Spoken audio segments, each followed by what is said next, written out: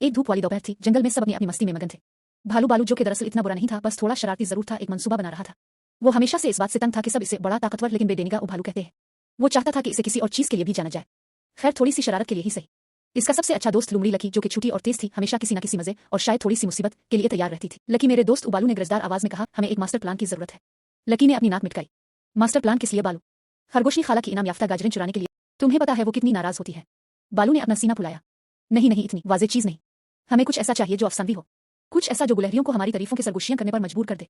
एक बड़े बलूत के दरख्त के पीछे काफी देर तक सरगोशियां और हंसी मजाक करने के बाद उन्होंने अपना मंसूबा तैयार कर लिया। ये एक जरूरतमंदाना, थोड़ा सा अहमकाना और यकीनी तौर पर बदमाशी, बहुत ही नर्म जानवरों वाली किस्म का मंसूबा था।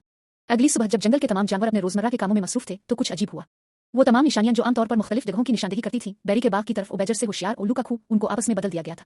एक निशानी जिस पर ओबेजर से होशियार लिखा था, अब खूबसूरत पुरसुकून तालाब की तरफ इशारा कर रही थी।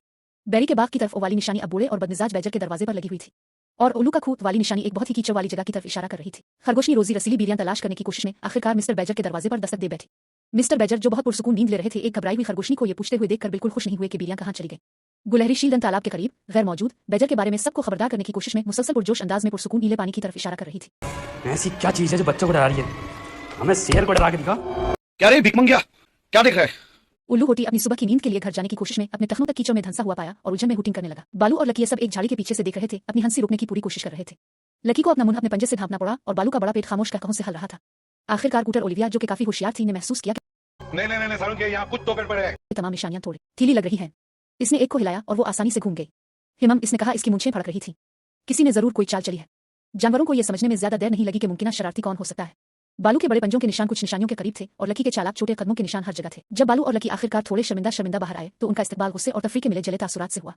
खरगोशनी खाला अपनी पहले वाली उलझन के बावजूद हंसे बगैर ना रह सके। बालू, लकी, तुम दोनों बदमाश, तुमने तो खूब हलचल मचा दी थी। मिस्टर बेजर थोड़ा बुड़बुड़ाए, लेकिन उनके मुंह के कोने पर भी हल्की सी मुस्कुराहट आई। उल्लू होटी ने बस अपना पर्दार सर हिलाया, अभी भी थोड़ा कीचड़ आलूद था।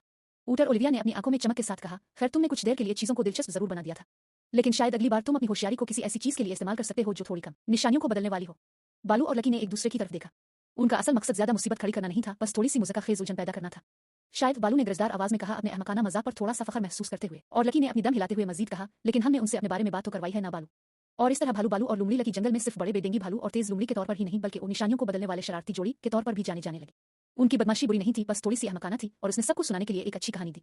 और कभी कभी थोड़ी सी अहमकाना बदमाशी ही जंगल को दरकार होती है। शौक है बचपन से, मेरा बाप बदमाश था, मैं बदमाश ही हूँ जी।